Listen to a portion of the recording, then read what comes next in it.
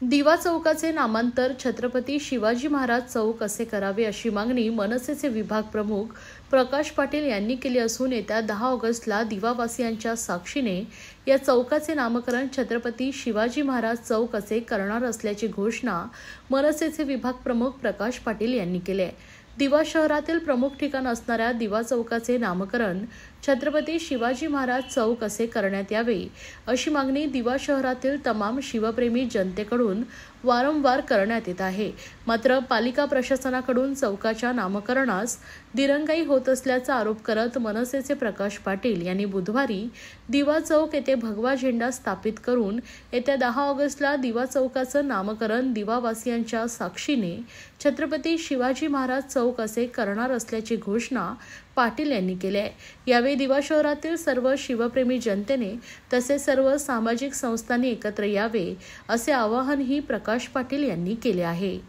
महाराष्ट्र नवनिर्माण सेना विभागाध्यक्ष प्रकाश पाटील, आज मी तुम्हाला एवढं सांगू इच्छितो की आमच्या दिव्यातल्या सर्व नागरिकांच्या मनात असलेला हा जो दिवा चौक आहे, या चौकाला नाव कोणाचं द्यायचं याच्यावर अजून खूप जणांचे श्रेयवाद आणि याच्यापासून खूप जणांचे राजकारण देखील झालं।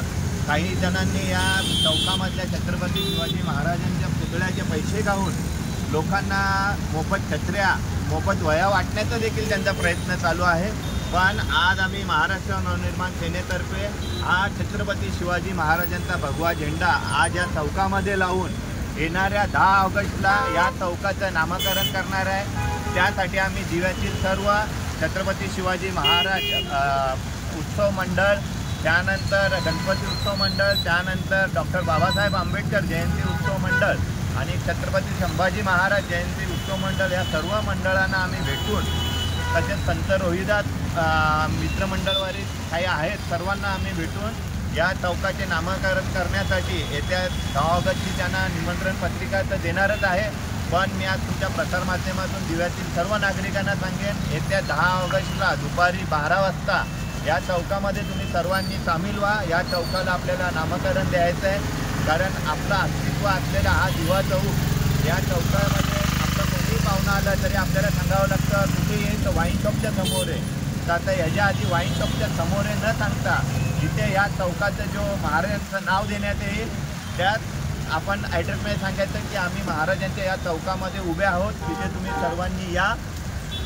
आणि आता मी जाहीरपणे सर्वांना आमंत्रण करतो की येत्या 10 ऑगस्टला सर्वांनी तिथे यायचं आहे। 12 वाजता या चौकामध्ये महाराजांच्या नावाचा एक फलक लावण्यात येईल। राहिलेल्या महाराजांचं जे स्मारक आहेत त्याचे पैसे कोणी कुठे गायब केलेत ते आम्ही तर नंतर शोधूनच काढू। आणि मी माझे जेवढे विरोधक देखील आहेत, बाकी सर्व पक्षांना मी आमंत्रण करतो की तुम्ही येत्या 10 ऑगस्टला 12 वाजता या चौकामध्ये यायचं आहे।